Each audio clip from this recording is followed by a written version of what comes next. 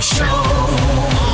It's the Daily Talk Show, episode 613. In the studio, Dr. Nikki Goldstein. I like the Welcome. claps. Yeah, we clap you in. Thank you. I like that. It's a good vibe, isn't it? I haven't even done anything yet and you're already clapping me. Well, you're our first sexologist on the show. Oh, good. And only? Is this a monogamous relationship? Well, we can cease relationships with any any other sexologists if you are our in-house sexologist. Oh, I'll be your in-house. We're looking for that this year. In-house? Okay. Do you have to be on the books?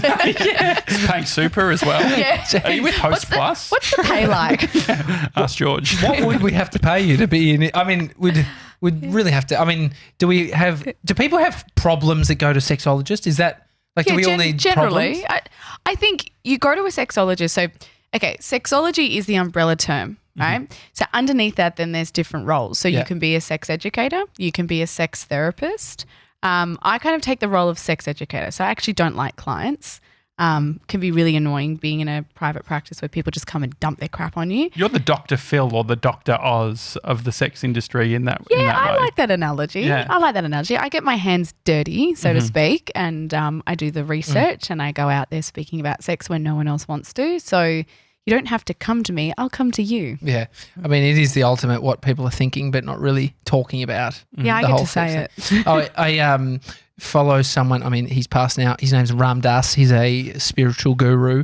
And you sound like you followed him on Instagram, but you mean I just went down this rabbit hole. He passed away last year and I just got heavily into him over the Christmas break and listened to 15 hours straight of him. He's amazing. But one of the things is unconditional love. And he met this guru who was like, unless you can tell me your deepest, darkest secrets, we can't be working together. Mm-hmm. And he took that on and taught that teaching, which is like, you need to be able to talk about your stuff.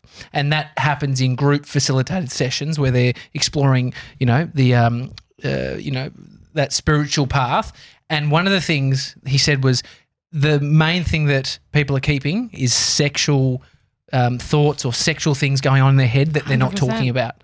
And so it's quite and I laughed at that moment because it's like, it is so true. There's shit in my head that has never made it out until, verbalized. So you had a podcast. This is your time. But yeah, so it does. It plays on people's mind, I think. Well, it's amazing being a sexologist and people like to confess things to me and they feel comfortable and safe. And I'm very honoured and privileged that I get to be in that position in people's lives. But it's amazing the stuff that I get told. And I think if only you could tell that to your partner or if only you could live your life more honestly. But the problem is that we all have this issue of conformity. We all want to conform into societal norms and standards, and especially when we're in a relationship. Often we have gotten into that relationship sexually. Things are new and exciting. It's like the fancy new toy that we just can't get enough of. Then we start to cement our life together and we might have kids. We might get married. We're, living together, dealing with the everyday stresses, and we're not exploring our sexuality enough. And we tend to push all that stuff kind of back in our head and in our stomach and go, no, I don't think my partner's going to be into it, or that's not really what you're supposed to do in a relationship. And then we go on for years and years not talking about sex and our desires and our fantasies, and also being confused about them ourselves. We often don't know how to digest them and work out what we want and what's the difference between just something we saw in porn and something that we actually really want to try. So then we get people that, are not connecting sexually and not enjoying sex. And it's kind of, to me, a no-brainer as to why. People scratch their head and goes, why are we all struggling and why do we all want to spice things up? Because one of the biggest problems is that we don't communicate about sex. So how do you know how to pleasure your partner if your partner isn't talking to you about that, and maybe they don't even know themselves in the first place? Why is there such a high representation of stepmums on the homepage of Pornhub? It's not just stepmoms. I mean, one of the most fascinating and honest representation of human sexuality is porn. Mm-hmm. Because when you have a look at all these crazy things that come out, like I got sent this clip. There's a company called Pure Taboo. So if you really want to have a look at the extreme stuff, they do those really taboo topics. Mm-hmm. So we're talking about incest and all that kind of stuff. And it's done quite creatively. But, the reality of it is that you can measure these days what something is being clicked on, how many times people are viewing it. That's what I love Pornhub's Pornhub year in review, the statistics they come out with. We did that. Sev's read that out. Stepmom made in there. There you go. Before you said incest, I was about to say the only stuff that George likes is obviously of that one, but then when it went that severe, Wow. I sort of backed off. No, it Not is. true. Well, and then the stuff around like when the Super Bowl's on and what happens to It's Pornhub at different fascinating. times. When the elections are on, but you can look at the categories and you look at how many people are actually viewing this stuff. So we're able to go, hang on a second, if we're looking at billions and millions of views on these genres, then someone's being into it, or someone's fascinated by it. Yeah. But it doesn't necessarily mean that you want to do that thing. And this is where it starts to get complex, because you might be searching, I know we keep going to the stepmom thing, but you might be searching that genre of porn. But it excites you, but doesn't mean that you particularly want to go out and have sex in that manner or role play with your partner that she's your stepmom.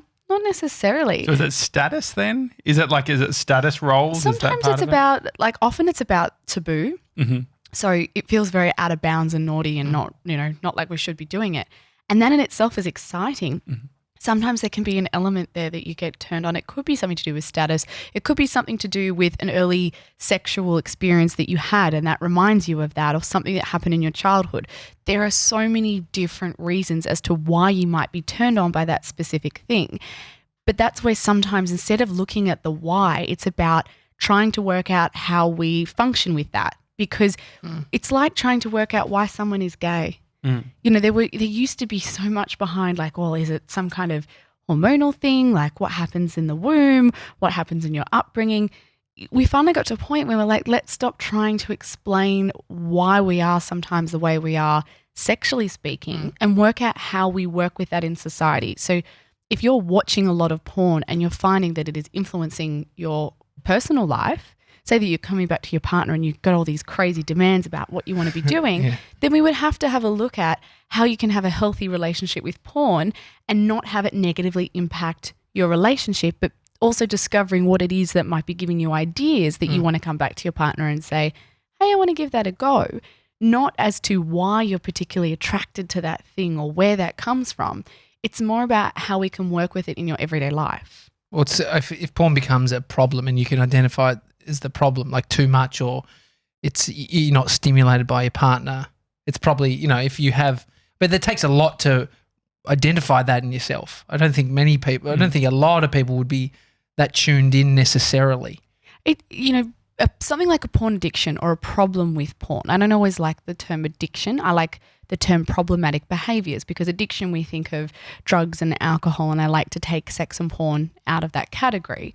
But what could be a problem for you could be a different level for me. What could be normal for me is a problem for you. So it really comes down to how much porn you're looking at, what you're doing, and how it's affecting your own personal life.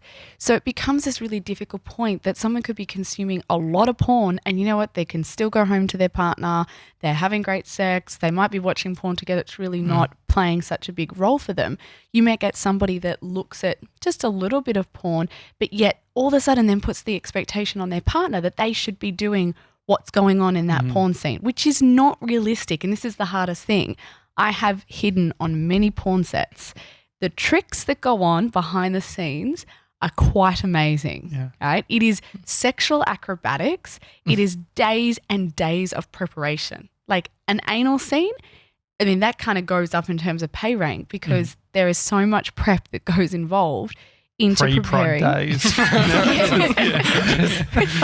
there's a diet, there's enemas, there's butt plugs, there's all sorts of things.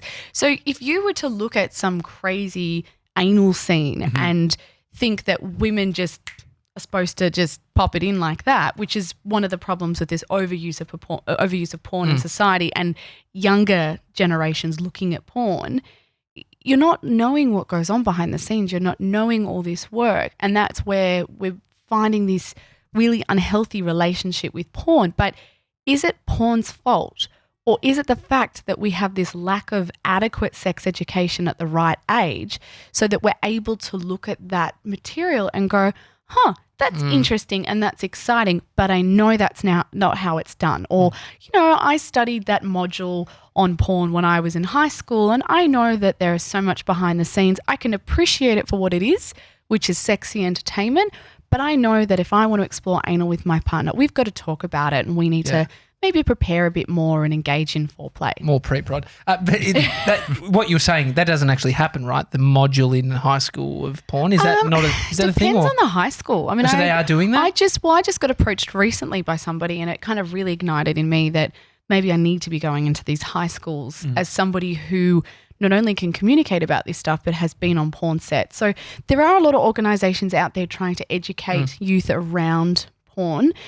What my concern is, though, is and how it's done. I haven't been in every high school, so I haven't seen every program. So I can't blanketly say it is effective or it's not. But I do know some educators that are putting programs together and going into schools, and I worry about teenagers respecting them and thinking what they know is real. Because at the end of the day, I remember being 15, 16, 17-year-old Nikki. And I remember looking at people and be like, well, why would I take sex advice from you? You don't look like you've had good sex in the last 10 years. Yeah. Teenagers can be really harsh. Oh, 100%. I last year quit porn. And this is where it's when you quit acting in porn. I was like, I knew you looked familiar. Just couldn't. It was too hard. Wasn't hard enough. No, I stopped watching porn altogether. And when you stop something, it seems like you've stopped it because there's a problem. That usually is why people stop shit. They're like, I've had enough. I've done too much. You weren't coming into work. That was a problem. No, I just had grown up as a young man, watching porn from probably 12, discovering it on the internet, and then just never thought much about not doing it or not watching it when I felt like it. Hadn't identified it as a problem, but I took a year off, and I was like, I took a year off. I haven't gone full time. I wanted to see what it was like to not succumb to the desire to watch something that's going to stimulate me and get it externally in. So I didn't take any drugs, so I was like a year of sort of meditating a lot and trying to not look for externals to change my internal state. And it was an interesting thing. What do you think about people who stopping porn, are just coming to you and going, all right, do you think it's healthy to quit something cold turkey? It depends on your motivation. I mean, what you're saying is with stopping these external factors. I recently did something last year where the idea was that we were to sit with uncomfortable emotions and we were banned from sex, porn, alcohol, even exercising, because these are all things that we do that when we're uncomfortable, we kind of want to distract ourselves. So if you're stopping porn in that context, then it might be a very interesting journey, more mentally to do with what you're dealing with and how you're processing things. Some people might find that, porn's just not exciting anymore for them, so they're going to have a break, or it's affecting their relationship. Like, I personally struggle to watch porn these days, but for a very different reason. So if I look at that NBN. It's bullshit, isn't it? I've investigated the porn industry so much that if I look at various porn, scenes, it's like, oh, I know her. Oh, I know him. And it becomes really weird because then I know that it's fake because I know them and I know the difference between porn them and real them. So I look at it, or because I've been on so many sets as well, I can look at it and go, oh, I know that that's a fake. Oh, I know that she's just had her makeup touched up. I know that that's not real. So it kind of spoils it for me, which is, I suppose, the downside to the job, that I've kind of really ruined the excitement of watching porn by investigating what goes on behind the scenes. Is that like the Hollywood version? Is there like the more grassroots level of, say, user-generated porn?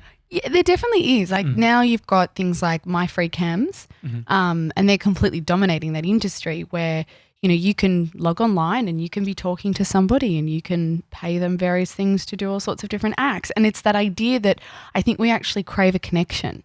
And that's where we're kind of moving towards within, whether you want to call that porn or not. But when it comes to these sexual gratifications, we are looking at a way to connect with something or someone. The same thing with virtual reality porn. We want to feel like we're there. So what's interesting about all of that is it goes to tell you about what turns us on. Sometimes I think it's just people assume it's the crazy, sexy, kinky, all those kind of things. But even within that, we want to connect with something. We want to connect with somebody.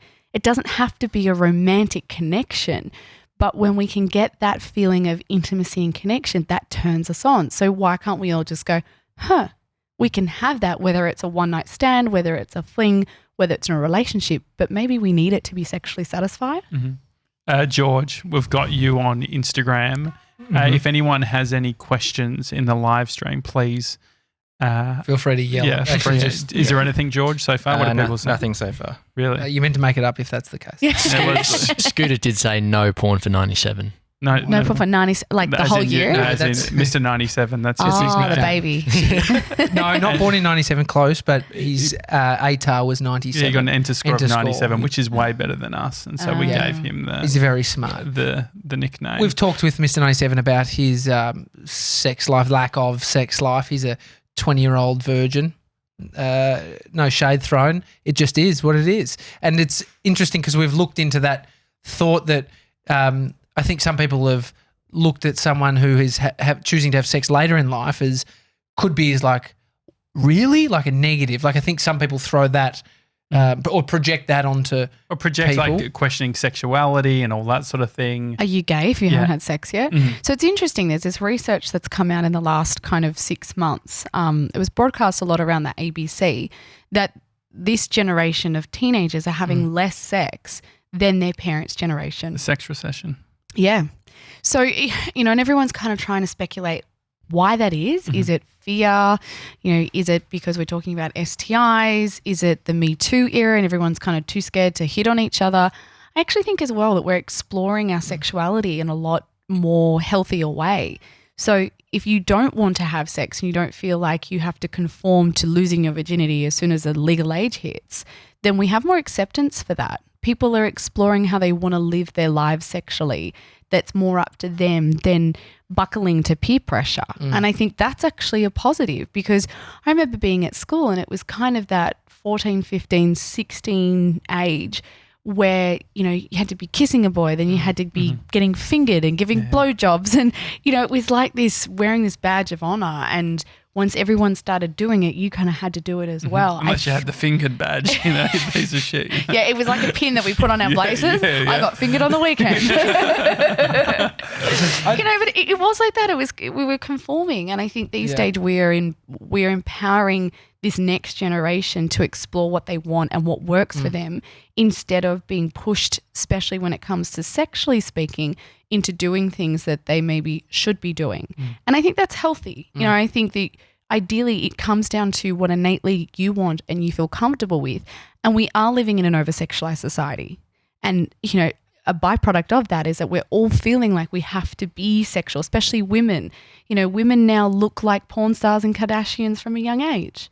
And they're so sexualized. And even for a sexologist to say that, like, it scares me sometimes when I see younger girls, because I think, oh my God, you're never going to look back at the photos that we now look back on and go, what the hell was I wearing? Like everybody from, 30 onwards can look back to their teenage years and goes, oh my God, I looked so dorky, or what was I wearing? They all like look so cool now. Like they look so sexual. They look old, like, But young they look kids like are looking adults. 18 to 20, But the irony about that is that the sexy look these days is not even conducive to good sex. So you think about what we idolize as sexy for a woman. Long nails, fake tan, eyelash extensions, hair extensions, all done up.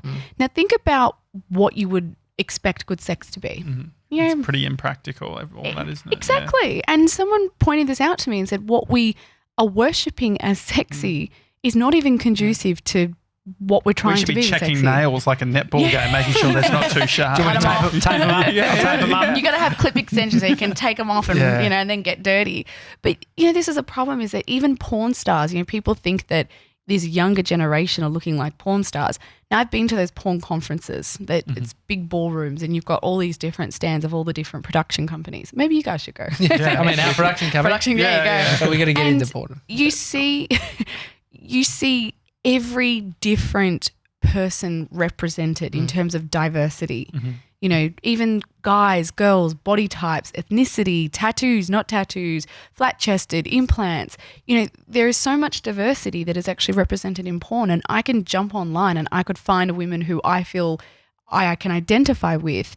But when we have a look at society in general and this over-sexualized pressure that teenagers and young women are under especially, they look like what porn stars used to look like. The Jesse Jameson era, where they were all that kind of plumped up and fake and plastic and looking really, like they've been in the makeup chair for 5 hours. Yeah. What are some questions that say Mr. 97 who's on his own journey, what questions can he personally ask that doesn't enter into society's norms or Are you pressures? talking asking himself? Yeah, if he was to ask himself some questions around, so people are saying, "Oh, you're doing this," or "What's happening?" How can we learn about ourselves and our sexuality, especially in the early stages? I don't know if it's so much about questioning, but being honest with yourself, Mhm. and actually staying true to that. And the hardest thing is that when someone says to you, "Are you gay?" Mhm. or like someone says to you, "Why don't you just do it?" Mhm. Not buckling to that. Yeah. And that is the journey, is that you kind of have to develop a bit of a thick skin so that when someone starts prodding you, you're like, listen, I think you just got to go out there. We'll just take you to a local massage parlor and, deal with it. You then need to digest those comments and go, how do I feel about that? Is that something that I want to take on board? Or is that a comment because that's how someone else feels about their sexuality? And that's that disconnection of being able to respect that everybody says certain things because it's coming from their own belief system. Now, your belief system is different. And if it's different, you need to stay true to that and honest to that. And that may get pushed and pulled sometimes because it might be a weak moment and somebody that, you really trust or you respect is pushing you in a certain direction. And that's where you have to take those comments and think, is that who I am and what I really want? Or is this my insecurity getting the better of me? We all have this insecurity about conforming and not feeling rejected and not feeling, out of the crowd. So if someone gets us at a weak moment, we potentially might buckle because we think, I don't want to be the weird one. I don't want to be the odd one out. It's coming back and going, well, what is it that I want and why do I want it? And staying true to that. But also the difficult part is knowing that might change. Yeah. So you've got to be able to be flexible, but check in with yourself and go, okay, is that still what I want? Or are we on a different path today? George, even if there's not a question, I want you to ask one. Well, there's I have this friend who has this rash. there's a bit of support here for 97. Jasna says, I think it's awesome that you're waiting. I do too, mate. Like my experience I had sex way too young in my head. I don't think I was In your emotional. No one's emotionally ready to have sex. Especially at 15 or 16. It's like, and You don't I know think what you're doing. I definitely think it affected me. Mhm. I had a threesome for my first sexual experience. Wow. And I think it fucked with my head bad. Mhm. And it wasn't like it was trying to mimic porn. I don't know. It was just something, it was just the situation, right? And I definitely think it, 14-year-old Josh cannot relate. but I definitely think it really rattled my thoughts around that whole stuff. Mm. And I've only kind of started realizing that later in life. I'm like, and that's why I'm like, fuck, man, it is great. If it's, you don't have to, what you said, you don't have to do it because everyone around you was doing it. But I was the guy in the middle of that pack fucking that is, like what you're saying, that the generation that I grew up in, it was all of that. Who's fingering it? It's a Monday at school. Who did you do on the weekend? Which, I don't think that's that positive. So if there is a different approach in young people these days, I think it's for the better. And you have your whole life to have sex as well. Like there's this, it feels like when you're a teenager, I know when I was a teenager, there was this rush to do it. You had to do it. And when you think about, mentally being ready to deal with the things that happen and the emotions that can come up and the connections and all of that, no one was ready. No one knew what they were doing or how to digest any of that. And, now as an adult, like you've got so much time to be bonking your brains out. It's not something that you have to rush into for the sake of doing it. I mean, a lot of people regret their first time. And jury's out for me whether first time should be, roses and candles and all of that, but you should at least feel like you're in a situation where you're trusted and there's respect and that you've got a connection with someone that you can work your way through it. And if something arises or you feel uncomfortable, that there is that level of communication that you could say, you know what, I need to stop. I'm not feeling so good, or say a condom breaks, or you haven't been completely prepared with all of that. That's what's important, rather than putting this expectation that it's got to be this ultimate romantic experience, because sex is not always romantic. What about alcohol? Was alcohol involved in your first time, Tommy? Oh yeah, 100%. How drunk were you? Not like I was aware. That sounds. Was it drinking. part of it? Like, was it I've been premeditated? drinking Were you every like, weekend. I'm going to have sex tonight, and sort of that preparing for it? was there.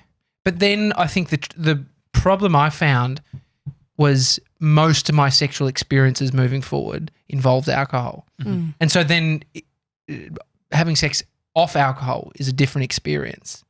And so, yeah, I mean, that's where it's like the combination of alcohol and being young and having sex is like, it's horrible, I think. Well, it's like Looking back it's at what habitual. Like happened to there's me. so much that's like habits that are intertwined.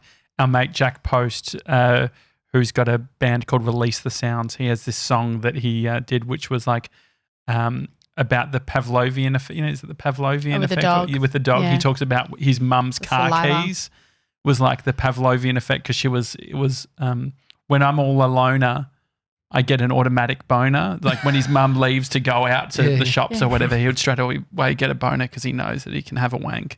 And so it feels like that habit. That's like, a story about him, actually. he made up that whole bit. Do you know what? When someone asks about Pavlov's dog, right, from now on, I'm going to change it to the car keys and the erection. It's a So thing. thanks for that one. And so, no, but habits are obviously play a part. Yeah, but also too, when you look at alcohol and sex, you know, coming back to this idea that we all have these sexual thoughts and ideas that we're maybe not okay with, we haven't voiced them, we haven't communicated. You know, a lot of that goes through our head when we're trying to have sex with somebody, and there's all these questions and these pressures and these expectations. So if you're used to drinking and having sex, alcohol lowers your inhibitions. Right? It lets you release. It lets you let go a bit. You're not so much in your head thinking, is this normal? Should I be saying this? Should I be doing this? So once that's a learnt response that, oh, okay, I get really nervous, but I know if I have a few to drink, I can just let go and enjoy this, then that's where that really cements in. And you do find there are a lot of people out there who, if they are suffering from some kind of anxiety or they're nervous about it and they find that alcohol helps, then they get into that habit of knowing that, okay, I should have a few drinks before, especially in the casual scene, like I should have a few drinks before I go out and try find someone to hook up with. And then it becomes a recipe for disaster because we all know what happens after a few drinks as well. Safer sex goes out the window. Consent goes out the window. You know, it's a bigger issue these days because once you start not being completely in your mind, then you have to question what decisions you're making at that point. Oh, it's a slippery slope. What's the first step if someone relates to that and they're like, oh yeah, I have to be on the wines or whatever before having sex? What's the first step, do you think? Well, I think the first step is actually acknowledging, right? That's the biggest thing is you can't shift unless you actually acknowledge what you're doing is not right. And you might need to take some time to look into that and go, okay, let's think about how this has been working for me. You know, let's have a look at some of the situations that I've been in. You know, did I practice unsafe sex? Did I find I was in a situation in the morning where I had a lot of regrets because that wasn't right, but I was so drunk I wasn't able to make that decision? Because once you're able to see how it has been maybe playing havoc in your life or being a disservice to you, then you can start to connect with what do I do about it? And that might mean, okay, I'm going to give the whole casual sex thing maybe a bit of a break because that's leading me into this temptation to drink because I get really anxious. Maybe I need to talk to someone, get to know someone a bit better and go out on a date or have a casual hookup and not drink. So, you know, first of all, you've got to find out what role that has been playing and how it has been impacting you because just trying to flick a switch and change it is not going to actually make a difference. I remember when I was probably 18, 19, when I started driving, there was a shitload of ads around nasal spray technology, Oh, yeah. which was some thing you'd spray up your Like nose the tongue one as well. and you'd last longer in bed. And it was really like playing on the emotional heartstrings of men, I think. Like it's like, are you and they're lasting still only, around. 10 seconds or whatever it was? They definitely went really hard for a while. And I remember feeling like, oh, fuck, is that me? Like you start And you're counting 1, 2, 3. No, I got 15. Well, I think it's perfect, right? It's like something that makes you feel vulnerable and then marketing around the anxieties that men might have. So it's like, Which is, I mean, that's advertising in general, Yeah. but especially when it comes to this idea of premature ejaculation, I think it's really complex because as human beings, we were designed, well, you were designed, I don't ejaculate and run. I mean, I can ejaculate, but not like that. oh, I don't run. What do you say? But when you look at how we were designed, right? How you were designed. You were designed, right? Just pointing to Men with Tommy. penises, yeah. Men would have to ejaculate quite quickly, right? And then go off and make sure no one was stealing their herd and protect everyone. And it wasn't like they had hours and hours on end to roll around the hay like we do these days. So this whole notion of lasting longer, where did that all come into play? Is it porn? I mean, you have to really question when there is this drive to last longer in the bedroom. If you were to ask a lot of heterosexual women about men lasting longer, absolutely not. For a lot of women, it would be. If it was a matter of, okay, would you prefer more foreplay and hitting the right spots, or your partner lasting longer in the bedroom? If there's women out there, chime in. I bet you'd find a lot of women. I bet you'd find a lot of women that say, okay, I might like it to last a bit longer, but I really want some more foreplay, and I really want some more oral sex, and I really want to use a sex toy. It's not the biggest thing for me to have my partner lasting for 17 minutes, at a time. So, where do we get off putting this pressure on men that you've got to act like porn stars? Because porn stars don't even last that long either. It's start, stop. They've got all those tricks. If you last longer and you go harder and faster, is it necessarily going to be better sex? Yeah. It's also, I guess, with the porn culture, as a young person, you're trying to come quicker. Like the whole thing is if I can get it done. And so you almost because someone's normally knocking on your door, exactly. You ready for school? Exactly. Mum didn't. She came home, forgot something. That's why the showers are this is the problem. Why is he having a long shower? Well, think about the kids nowadays with parents with the reusable bags, forgetting the green bags at home. We never had that. They didn't have to worry about bags. So I can imagine that's a big concern. But actually, on the shower thing, that reminds me of the squeegee. Oh yeah, episode 14, our famous, quite infamous episode where we did a radical honesty episode. Yeah, early days where we just talked. We brought something to the table. That was being horrendous. Fairly honest. And so we got these squeegees, mate. This one says Mr. 97 on it. Aww. But episode 14, what we spoke about was, how you were saying about the education in schools. An older lady who was my sex ed teacher, she would have been in her 70s, she said to us that about the male G-spot. And so I went home as a 14-year-old and tried to find it with my shower squeegee. Hang on. That end? The handle end. And this isn't to size. No, because it was much bigger. And so it'd been really sitting with me, pun intended. Wasn't it rough? Nah, because it was like you had the lubrication of the shower gel.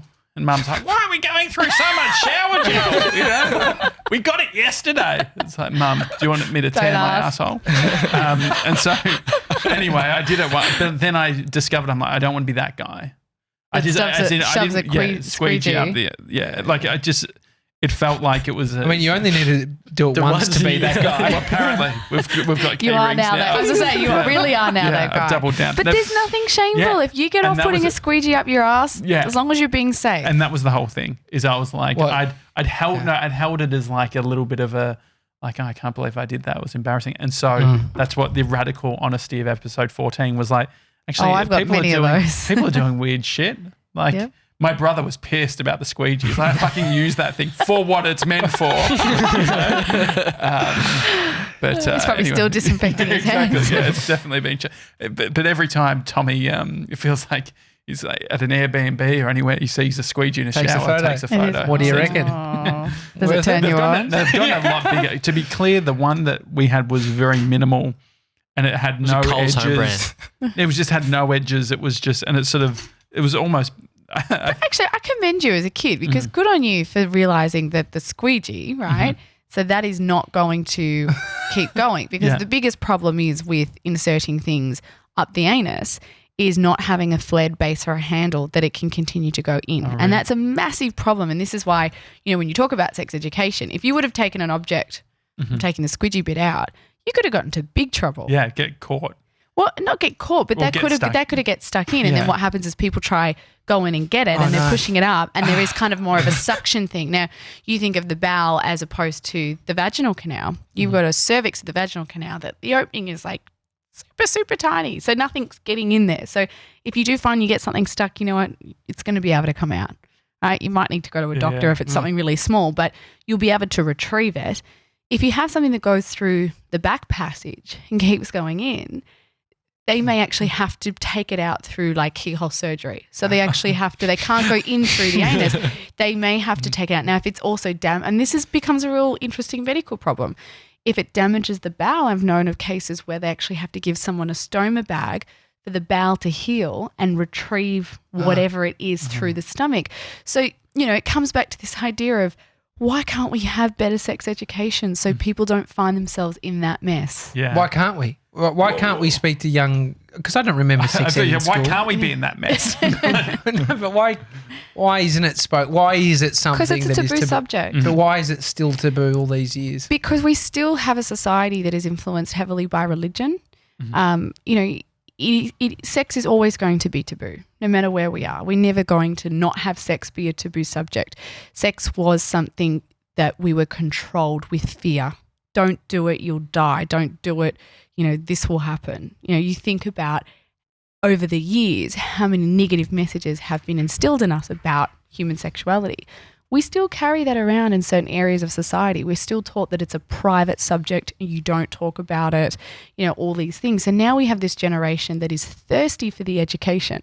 They're putting up their hand and going, we want to know this stuff. We want to explore our sexuality. But there are still these massive hurdles to overcome because who's actually teaching them this? There are a lot of teachers that don't feel fully equipped and they feel really uncomfortable teaching teenagers and kids about sex because maybe they're given a syllabus, maybe they're given bits and pieces and they just don't feel like this is their area of expertise. I think you also have the problem of whose responsibility is it? Is it schools or is it parents? And that's a debate that's continually going on. Who is actually responsible for giving the right sex education to kids? Because then you have a look at the school syllabus and you have a look at all the things that they're trying to fit into 1 week, right? Now, sex education is important, but is it more important than teaching kids about finances these days? I wish at school someone would have sat me down and taught me about bank accounts and interest rates and when I get older, what I might have to do to get a loan and all these kind of things, which I think, they are starting to do more in schools.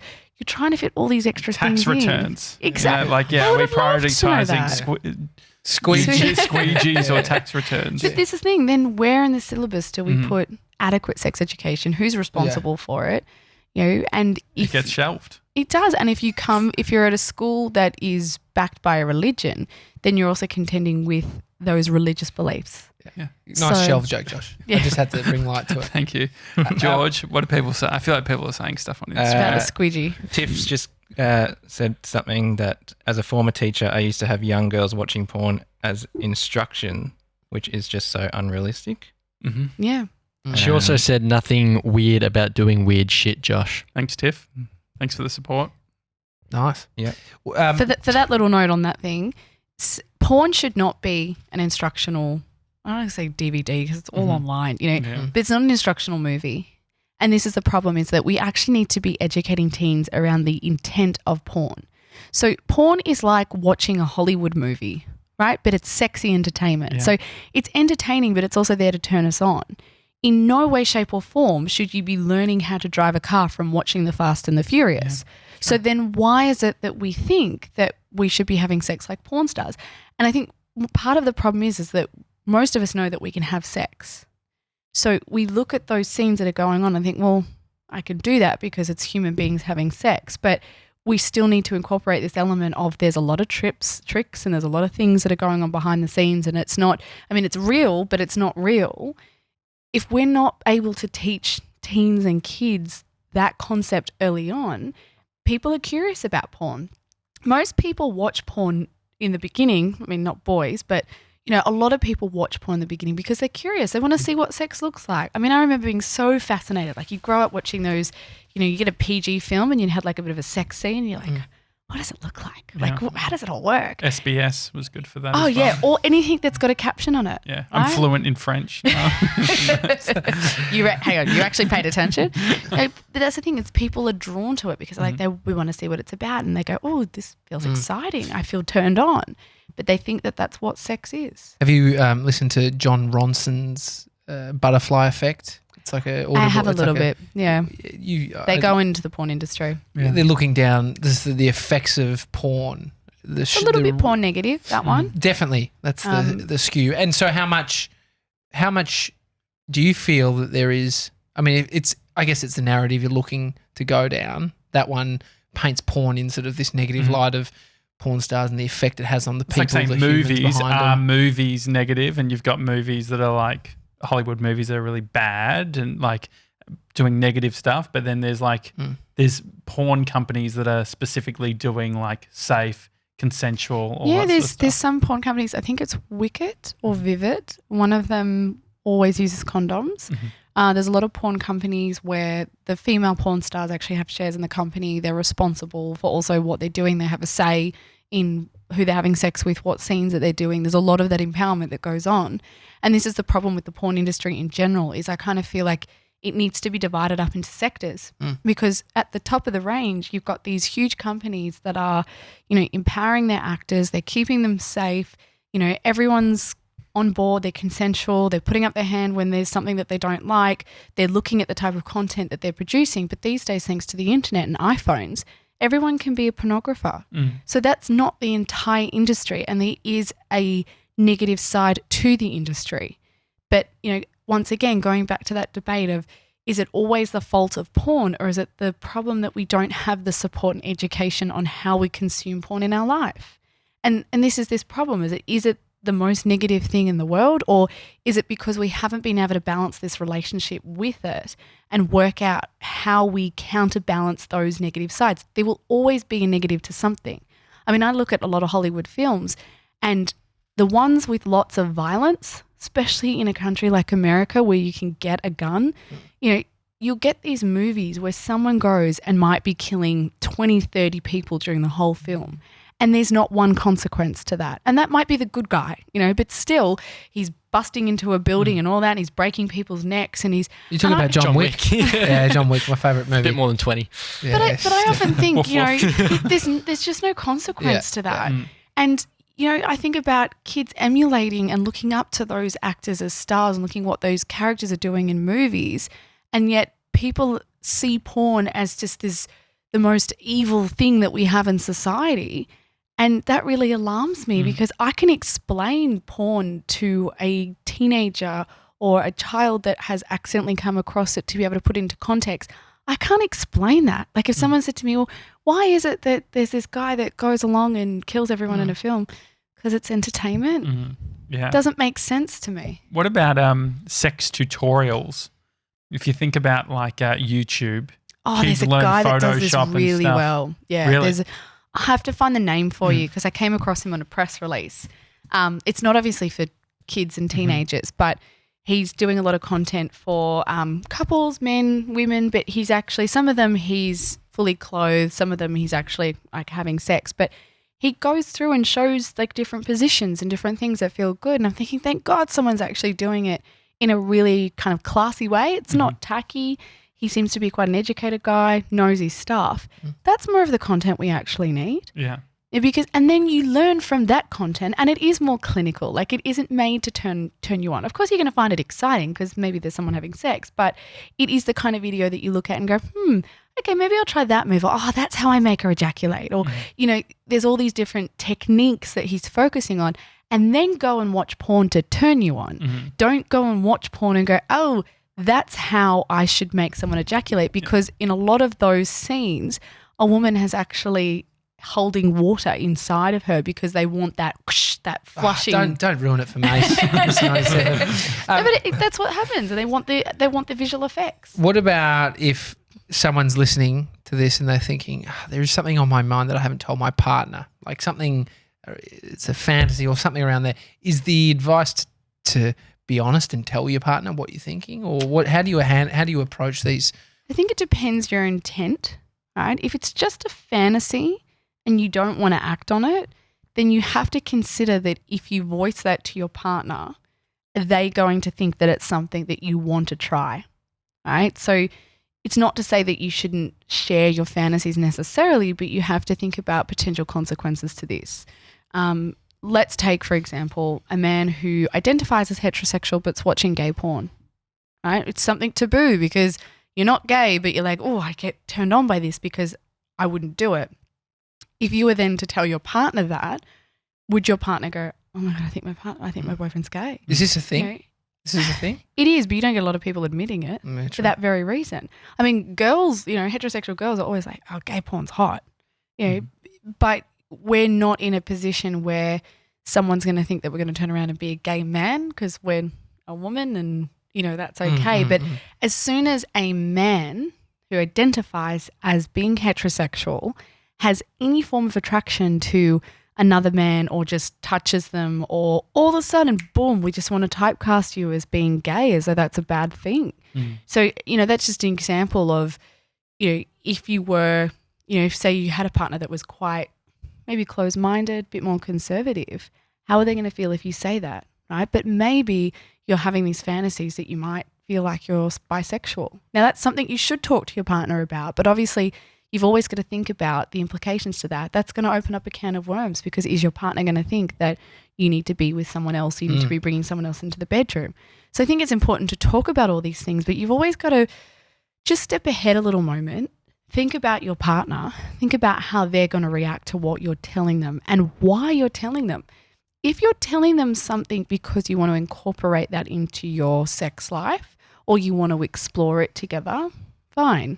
If you're telling them something just because you want to voice it, but it may have consequences for them, that's when you have to question why you feel the need to say that thing to them. What about honesty? Because one of the things that Tommy's been working at a lot is around like his past version of himself and being constantly honest and communicating those things.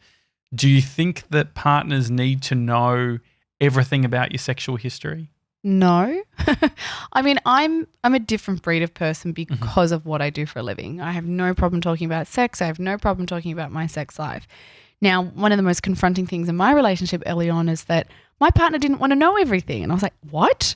You don't want to know everything that I've been up to? But very different for me because I'm so used to talking about it. And not everybody wants to know what you've done in your past. So you actually need to get permission from your partner whether it's something that they want to talk about with you. And there's nothing wrong for if somebody doesn't want to know every single person that you've had sex with and every sexual experience that you've had. You think you owe it to them if they do want to know? If they do want to know and you also feel comfortable, then talk about it. But if you don't feel comfortable, then you don't have to talk about it. This is, in a way, this is also consent, because both people need to be on the same page and comfortable with that information. I mean, I think the biggest problem is asking how many people you've had sex with. We tend to want to define people with sexuality. Like if your number, like say you're having this conversation with your partner, say your number is really low, right? Which is fine. You might be having a lot of sex with those people, or you just might not have felt comfortable at that point in your life exploring with your sexuality. And maybe your partner perceives you as, oh, what's he been doing wrong? Or, something, what's going on here? Say your number is really high, right? And we don't know where each other's boundaries are, especially when it's new. You don't know how someone's going to react. Say you've got a really high number and you tell that to your partner and they go, oh my God, what am I getting myself into? Or, shit, I got to go and get an STI test. All these negative things that come to mind with someone that has a lot of sex. So I don't always love the idea of keeping a number per se, but I think it's enjoyable sometimes to be able to talk about past sexual experiences, what you've liked. I had this experience, I really liked doing that, or I had this horrible sexual experience and, this happened and it just made me feel really horrible about myself. And that's a way to also introduce boundaries by being able to say, I know I don't like this because I did it once and it worked out really badly for me. So that when you come to that boundary conversation, instead of someone just thinking, you haven't done it properly, so you don't know if you enjoy it or not, you're actually able to connect with that boundary with a story to be able to say, I had this experience with a partner. Maybe it was a threesome and you said, you count that as a 1 or a 2, by the way, with the numbers. Oh, the threesome. That's a personal question here, mate. That's also an interesting thing with keeping count of numbers. It's like, what is sex? Yeah. I mean, that's the funniest thing about this 6 subject. people were watching, but they weren't involved. But, this is the problem is we actually can't even define what sex is. So when we're talking about this subject, it just blows out to be so much bigger than we first think. Yeah. Because if you are having oral sex and that's how you define what sex is, but then someone else defines sex as penetration, should penetration hold more importance than oral sex just because there's the possibility of procreation? Because that then is a procreation-focused society, that it's penis and vagina, which is not how we are and not how a lot of us have sex. So why should we weight that particular sexual act as being more important than somebody who enjoys oral sex, anal sex, fingering? Is that the religious part of the equation potentially? Yeah, because there's this chance of getting pregnant. Now, so many of us are having sex not to get pregnant that way, but we are very much a penetration-focused society that sees a penis and a vagina as the ultimate act. But why? It's real weird, isn't it? Sex, like just when you think about Such a bizarre thing. Penetration, like- we're a penetration focus. What did you say? I can't remember what you said. like We're imagine if we're sex penetration felt good focused. didn't feel good for anybody, and then Say that again, sorry. imagine if sex didn't feel good for anybody. Hey, it was- doesn't feel good for a lot of people. Probably a lot of people, but imagine if you just took out anything, any emotional change in your state. How weird the action is. Well, yeah. You mean wouldn't like do- yeah. animals? That's just weird. It's Like just- animals. Don't Yeah, it's enjoy just- it. No. So dolphins, bonobos. What are bonobos? It's like an ape. Okay. Do you only know about bonobos because of this interesting sexual fact? No, so they study bonobos with human sexuality because apparently we're very linked to, like, we're very similar to them in Really? DNA. Dolphins, there's a few other species that have sex for pleasure, but most have sex for procreation. So really it's about maybe the female produces heat and puts out the signal and the male then does his job and that's it. I don't necessarily think it feels good because they're not having sex for pleasure, but then you get other species where they're having sex not just when they're in heat because it feels good. So we can have sex and it feels good. We don't necessarily have to get pregnant, or even the different ways that we experience sexual pleasure don't even result in a pregnancy. So we need to be moving away from that penetration focused model because it's not how so many of us have sex and experience pleasure. So have you heard about the dolphin dude, by the way? Oh. The one that Dolphin had- dude? A friend of Oh, ours God. had the dolphin dude on his podcast, which yeah. he ended up taking. Like they ended up taking that whole And podcast was it- down for him. A guy had a relationship with a dolphin. With a Oh, dolphin. okay. Having Can you look sexual it up? experiences Sebs, he wrote a with book the about dolphin. It's a bestiality. it. Oh, mate, flat Yeah. out. But he was in a loving relationship, if you I ask mean- him. Bestiality is a really interesting topic, and I've spoken about it too much publicly on radio. When I was studying sexology, there was this case in America not so long before I was there where this man had died from having sex with a horse. And the clip was up. It was him and a guy. They'd gone into this stable. The other guy had set it up and was filming it. And the guy died soon after. And I remember obviously being at a school that studies or teaches sex. It's a little bit more different, open-minded and liberal. So I remember asking one of the lecturers, how would he have died? He said, well, there's two ways. Either because have you seen a horse's penis? Yeah, so Like I the remember. humongous. I remember before iPhones were a thing, there was a clip of a woman having intercourse with a horse that was like in the school grounds. It was a very popular clip. And they're humongous, those things. And and the horses are very, right, they're muscular, they're very strong. Yeah. So he said, it's either way. it's like an arm. Oh, it's humongous. And it's an arm with muscles attached to it. I just assumed he would have been trampled on. No. So he died from penetration, and either ways that could have happened was that his organs were literally pushed straight in, or you can get like an E. coli poisoning in your system from all of that. Now, this guy, I was doing some research about it, just was interested. He was a dad, right?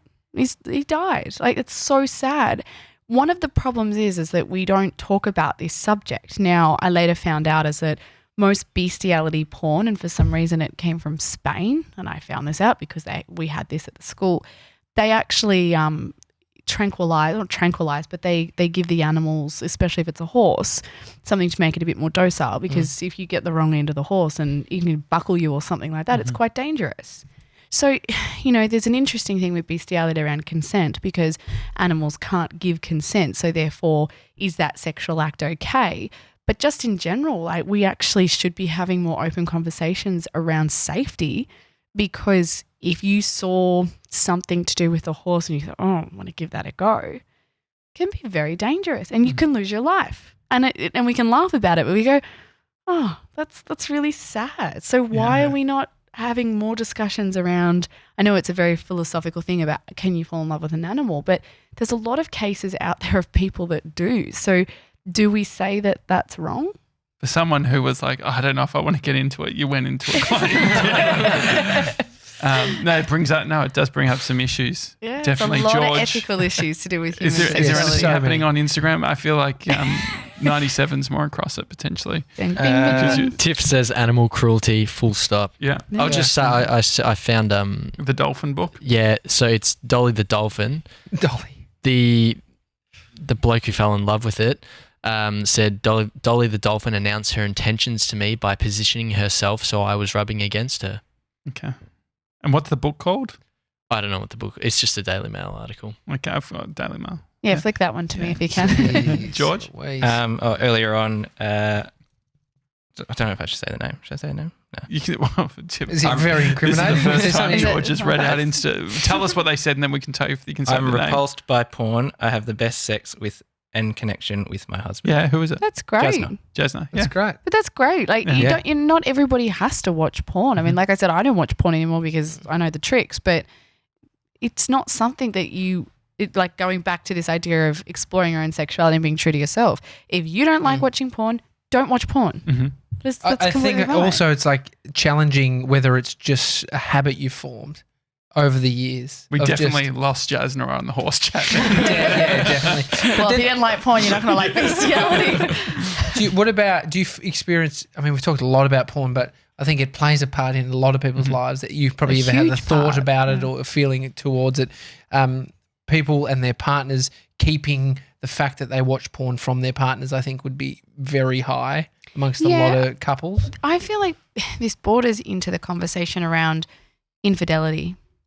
I was watching Bad Mums that was on this week on TV, and there's that scene where Mila Kunis comes in and her husband's jerking off to the laptop, and she's like, "Are you masturbating over porn?" And it turns out that he's actually masturbating with this woman that he's been having this online affair with for 10 months. And, my partner and I were talking about it, like, was that an affair? I was like, well, it's deceitful. If you're having to hide something like that from your partner, then it's deceitful, and there's definitely, it could be The porn micro being cheating. bit, you mean, or the Well, I'm the talking Google about that in hangout with the woman the for 10 Google months? hangout. But Surely even that's if you infidelity. Like that's a pretty clear case, no? well, for some people, it wouldn't Was necessarily. she on be. the other? If it's both sides and they can see, could he see? Yeah, could she see him? They could see each other, so it was like a Okay. Skype call. But if you have a look at hiding porn usage, Mhm. well, isn't that being deceitful? What you've got to question: why do you have to hide it? Mhm. And this is kind of the problem as well, that when you have a look at the messages that are given to teenagers around porn, don't look at it, it's wrong. We've got all these different programs and services that block it off everything, right? We're really drumming in those messages that this is an evil, okay? Now, at what point does anyone tap you on the shoulder and say, you can watch it now, it's all okay? So a lot of people develop this stigma around porn and this belief that they have to hide it because as teenagers, they've probably found a way to get around the net nannies, and they've probably found a way to, go to a friend's place and look it up or hook up to someone's Just a session with Wi-Fi. your boys. Yes. That was a thing. It does That happen. Was Yeah. a fucking thing. I Yeah. did it as a young man. Everyone stand around and masturbate. No, not do things like standing. soggy sayo. Yeah. Did you ever see soggy sayo? No, jeez. Sounds like a I Mexican at least had a restaurant. cover on me, so It's a game. But, there's this idea that it's something to hide. It's because yeah. it stems from this belief that it's wrong.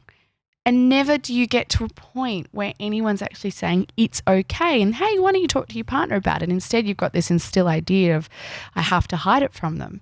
Now, that's the same with the person on the other end, the person that you're hiding it from. They might have the same belief system that's been drummed into them as a teenager that porn is wrong.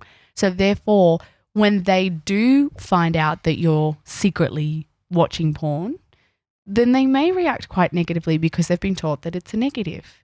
And so you were talking before about you've got to ask yourself, why are you telling your partner about X or Y? So in regards to the sexual history stuff or about kinks, is there a case in regards to the porn stuff around like, oh, this is a personal, like this is an individual thing and it doesn't involve my partner. There's a debate for both sides, but if you're hiding it, the question is also why are you hiding it? Yeah. I mean, somebody could say like, this is just something I like doing on my own. Now, it might not be just this, big word dump of like, hey, I watch porn and this is how much I watch it. It might be that they come in and you're watching porn in your bed and they're like, hey, what are you doing? And we're like, oh, well, sometimes I like to watch porn and masturbate. It's just something I like to do. So okay. can you not do it on the bed? Not on those sheets, buddy. Yeah, exactly. But if you're having to like wait till your partner's asleep and then you're creeping off into a spare room or you're creeping into the study and locking the door, then to That's me what a that's something study is for, isn't it? yeah, the den. It's a study, something else. Jeez. But why are you having to hide it? Yeah. So it's finding that balance between, well, you have a right to some privacy in a relationship and masturbation and what feels good for you. But if you're going out of your way to hide it, then what are you ashamed of? Are you ashamed of the type of porn that you're watching? How much? That might be masking a bit of a problem that you and yourself are ashamed of how much you're using porn or the type of porn that you're looking at. Could that be the kink? Could that be could the doing it and it being naughty. naughty? Yeah, you're naughty off in the But bathroom. You've locked it. It can be as well. And this is the whole thing when it comes to normalizing sex is that if we were to normalize everything and take away the taboo element that controls our sexuality, there's a downside to that as well because a lot of things would then not be exciting because they're no longer taboo. Yeah. All of a sudden it takes the guy 10 minutes to come because he told his partner it's lost all interest. It is fascinating, isn't it? I mean, the idea of watching porn more openly, I've got a mate who would sort of just put it on a TV, like his wife, and like they've just got that sort of thing where he could just put it on and it wouldn't be a problem. Do you think that there is a case for, do you think that could potentially be Porn more of a thing? parodies. Porn parodies? I love porn parodies, right? Because mainly Could Chris Lilly do one? I'd love to see Chris Lilly I would do it. love to Yeah. see Chris Lilly just write one. So it's the funniest thing in the porn world that they try rip off everything, right? And there's this, they must have great legal teams. There's some percentage of like where it's inspiration but it's not copying. Yeah. Well, parodying, the parodying law is great because you can get away with it completely. With a lot. Yeah, so yeah. I think it was Lena, is it Lena Dunham? Lena Dunham, She yeah. tried to get the Girls one pulled down, but I've been given like Snow White, right. and the production value on these is actually quite clever as well. So Does John Wick have one? Sevs? probably does. So be it's a probably great- Google search that. Yeah. Can you actually Google the John Wick? The 50 Shades of Grey one isn't that great. Well, it's 'cause it's so obvious, isn't it? Well, that's it. How do you make a porn parody of 50 Shades of Grey? What about But Shrek would be hilarious. there are some really fan. There probably is a Shrek one. Yeah. Using your green prosthetic vagina. Probably. But the funniest thing Did is we that they talk about have. that on air? We didn't. Hang on, rewind. Who has a green prosthetic vagina?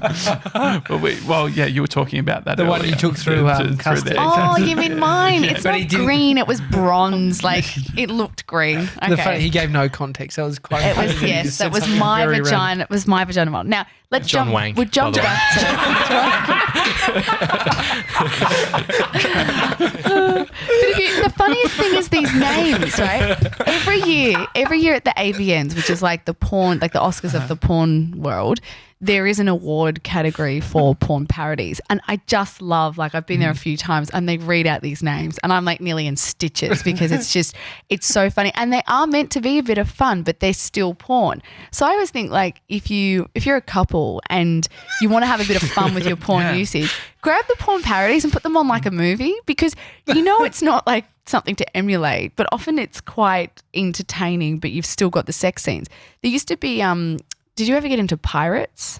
Pirates. As in just Pirates in in general? No, there was Pirates of the Caribbean? it's a takeoff of Pirates of the Caribbean, and I think Jesse Jameson Jenna Jameson, one of those names was in it, and it came with. I remember this is I was going going to back correct you, to. but I feel like you know.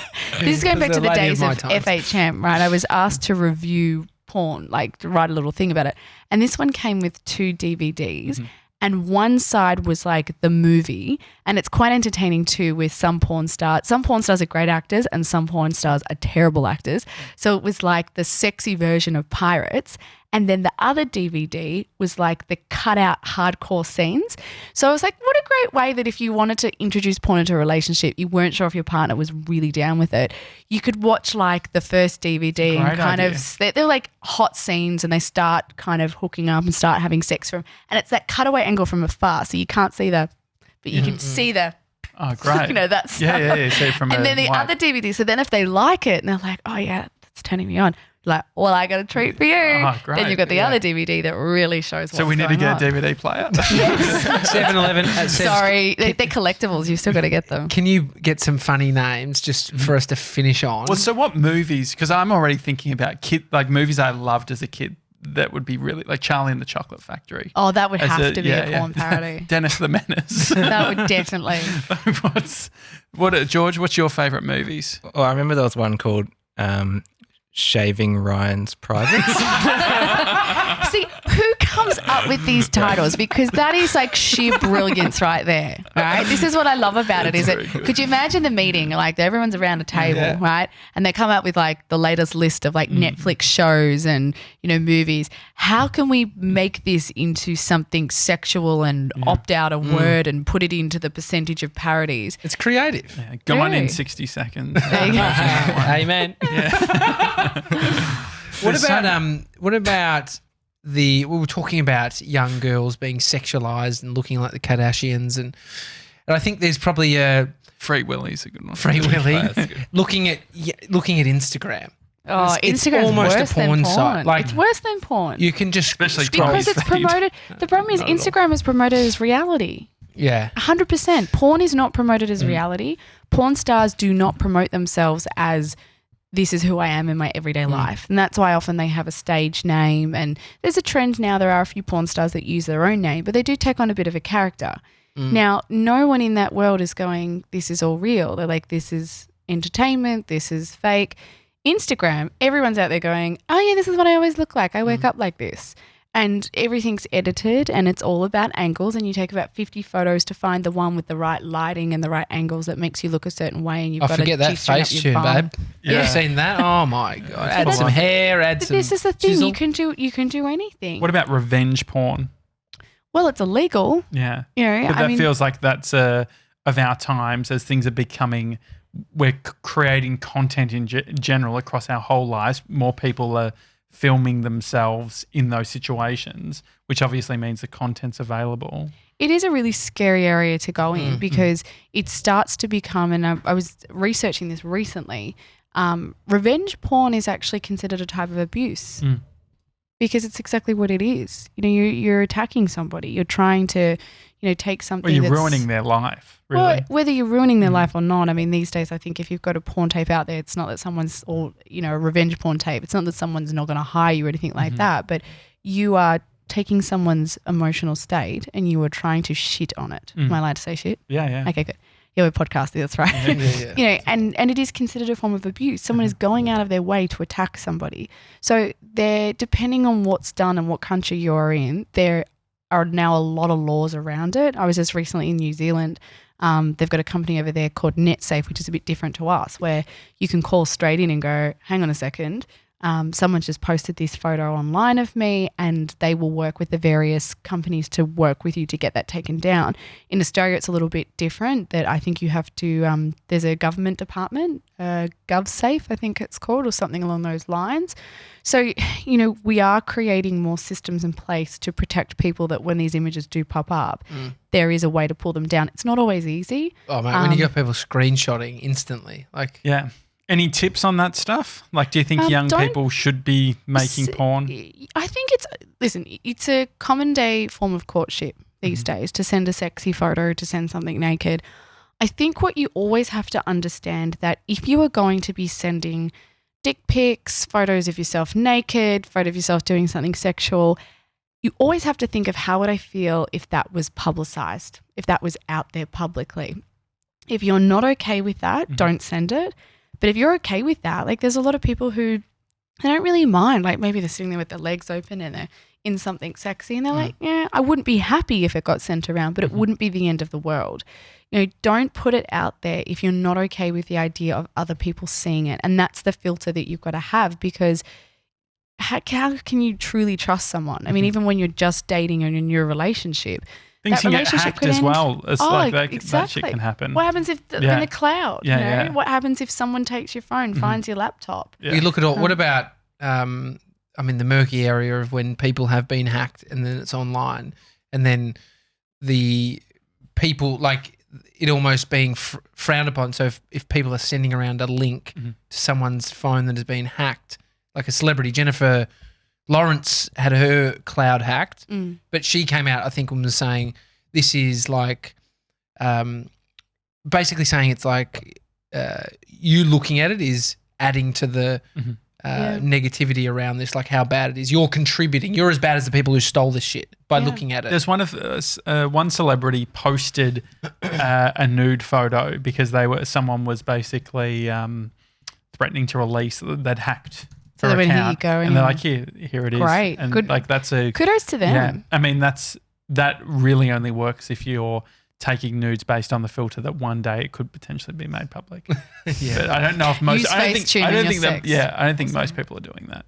I think just make sure you look nice and don't put your head in it. Well, Can that's you wear the a idea. mask? Who's taking sort of sloppy? If you're taking sloppy nudes, Oh, some of the dick pics dial it that I've in. been sent, right? Seriously, some of those photos I've been sent, and having different social media accounts out there, they do come my way. Please don't send them. People are sending, hey, look at what I got sent. It's or like something. a shock value thing. I think they get guys off. sending it to you. dude, Guys sending it send to it. you. I think they get off on the idea of like it's like the modern version of flashing.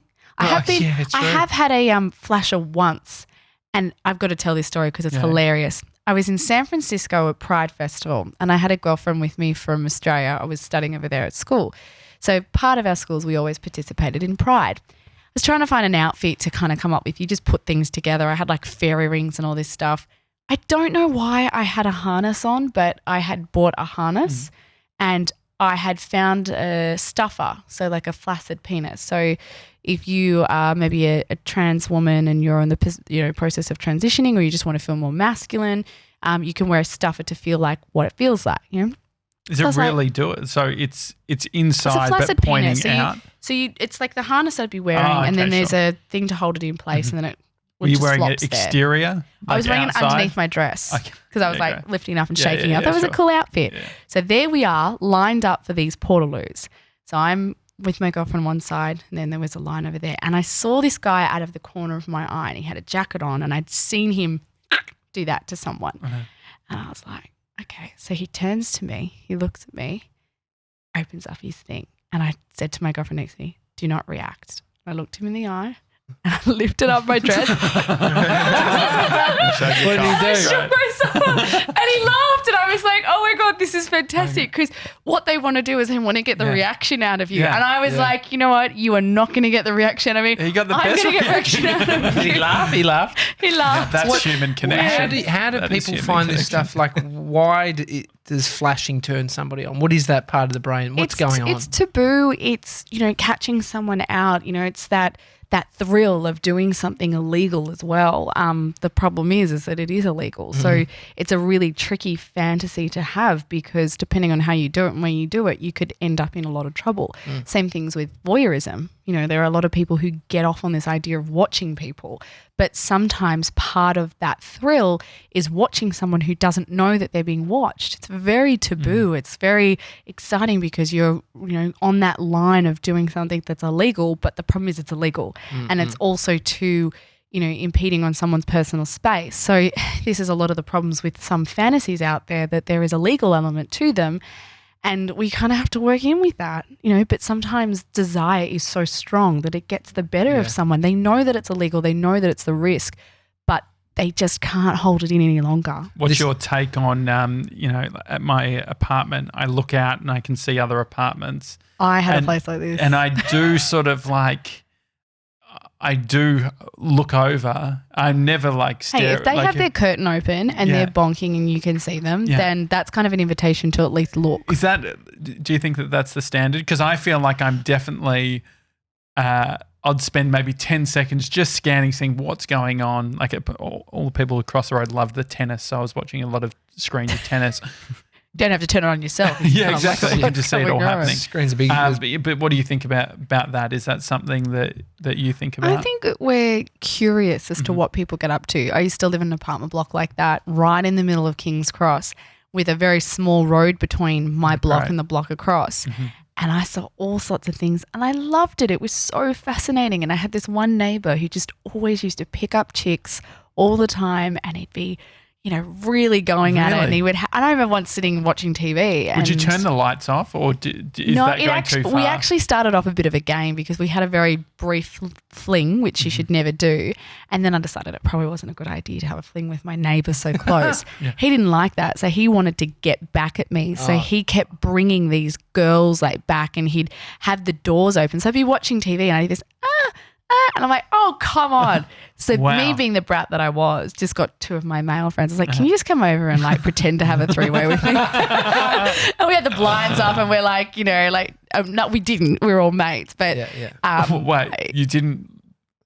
I didn't have a threesome with these two guys. I was just like, can we all get naked and look like we're about to, and then pull the blinds down? And as I pulled the blinds down, I just did this. Close. It's very close. I just don't like losing. So I was like, you know what? But the moral of the story is it was so fascinating to sometimes see what other people were getting up to. And I think we're all curious by nature, and we are curious about, the people in our lives and their sex lives. Like I've often walked around and I've met people, and I mean, I suppose it's part of the job. I think, I wonder how you have sex, or I wonder what your sex life is like. So as long as you're not impeding on someone's personal space, that you've installed a camera somewhere, but if someone has left their blinds open and you happen to look in, then he said, well, maybe. Too strong? I mean, the law might... Bloody fair game. Fucking fair someone game. might have something to say to it, but I think that if you're... I mean, I leave my blinds open all the time, and my partner's always getting angry. He's like, you walk around naked and people I always say can to Brie, I'm like, so people can see you right now. I can see someone see, because she just walks around, whereas I'm just like, I get changed in the bathroom and I get... Oh, you're one of those, are you? Yeah, Dad. But I think I've lived there long enough. The chances are they have seen me naked once. So really, does it matter if they see me again and again and again? Yeah. But that was another place. In primary school, I remember hearing about kids' parents that were nudists. I'm a bit of a nudist. You are a nudist? Yeah. I still to this day, when I go home to my parents' place, I mean, I don't walk around naked, but I will sleep in the nud and sometimes run to the bathroom. I don't know if I've ever seen my brother naked. Not that I want to, but I'm just saying I'm the nudist. He's the prude and I'm the nudist. My mum knows that. It's, that's fine. A mate was having a shower and was walking to his room, didn't know he thought his housemate wasn't home. And the housemate walked in, and my mate was at the top of the stairs, slipped and fell down the stairs naked. And he had the worst bruise. Absolutely not. Could you imagine how you'd look at the bottom of the stairs naked? Oh, no. Is there anything worse? And it's not going to be nightmare. attractive. Anything, guys, before we go? The live stream finished, but I found a few other parodies. Oh, yeah, great. This Ain't Star Trek, Big Bang Theory, Aladdin and the Anal Princesses, Dirty Sex in the City, Star Wars The Last Temptation, and The Office, an XXX parody. Oh. Great. I didn't know that That'd be productive. But Now let's have a movie night. I feel like Seb's at your place? The Office, is it a parody on the English or the US version? Let me just Is it sort of Does Ricky it Gervais or matter? Steve Carell? Does it I think really I'd prefer matter? to see Steve Carell fuck than Ricky Gervais, to be honest. Is that fair? I'm sure he has a sex tape. Which one? Oh, both of them. Well, Probably. Steve Carell's in Do you know Morning Wars. I don't have the sex tape, but I have what's classified as a sex tape. It's the Marilyn Monroe one. Oh, yeah. Before she was Marilyn Monroe, when she was Norma Jean. And I don't know how Coca-Cola have never gotten their hands on this, because it's called the Apple on the Coke, I think it is. And she's in her, she's in a brief, and she's got this apple and she rolls it around her boobs, and she's got a can of Coke and she drinks it and dribbles all over it. I got my hands on it. I don't know if it's legal or illegal, so whoops, maybe I don't have it. Where did you get it? You have to tell us. I won't tell you how I got it, but Yeah. I got given a copy, and I just think, wow, this would be so good advertising for Coca-Cola. Well, I'm sure. But, I mean, people leak these things. Look at the Kardashian and look at Okay, so Kim they and her sex tape, what it did for her. I'll tell you a good story about the sex tape thing, because I have met the Mr. Sex Tape, right? So what happens is a celebrity, someone releases the sex tape, okay? So the Kim Kardashian one was a real one. This was not put out there. So it's coming out, right? So then this guy who's the sex tape broker, he did Pammy and Tommy Lee, Prince Harry. It's just the same name as me. That's how it is. You just so like, there's so much pride. The Prince Harry photos as well. So if you find yourself in possession of a celebrity sex tape, you go to this guy, and this guy brokers all the deals. So he'll go back to the celebrity and go, okay, it's coming out. We can either manage this to your advantage. So I know the Kim Kardashian one, and I don't think this is a secret, but there is a golden shower scene in that. Oh, really? Yeah. Really? Yeah. So that's been cut out. So what you see of what's been out there is them brokering this deal of like, okay, well, it's going to come out. So what can we do to protect me as much as possible? Same with the Paris Hilton one. And that's kind of what they do. It's not necessarily, I'm sure there's celebrities out there that extortion. have put their, well, it's not extortion. It's like if your sex tape is going to come out, someone gives you the opportunity to either profit from it or alter it so that something is hidden, a lot of people would take it, because I think that we would be looking at a very different situation with the Kardashians if she was peed on. Like if there was if there was a shower scene versus just this kind of sex scene. It'd be scene. a nickname for sure. Oh yeah, she'd be the golden shower girl. Yeah, the golden girl. girl. Do you reckon the Kardashians would have had their success if she was the golden girl? I don't know. Donald Trump was into that, wasn't he? Yeah. Allegedly. Allegedly. No. He's not coming after us. No, I'm just saying allegedly. I'd It's love all right. I'll find that tape for you too. I mean, I'd love to watch that. Oh yeah. You know what? It would Just to laugh It would at him. probably take off his spray tan. And It explains a lot actually in the yeah.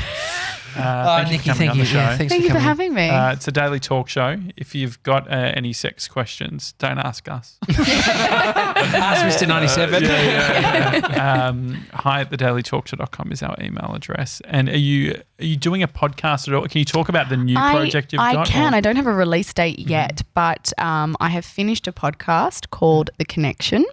It's a lot of fun to record because it's all dating, but I've got a lot of people, contestants or daters, I think we refer to them. So that should be dropping very soon. Great. Yeah. We'll have to come back on after it's Yeah, out. I'll dish the dirt on the dating side of things Perfect. next. Yeah, great. All right, today the talk show. Have a good one, guys. See you tomorrow.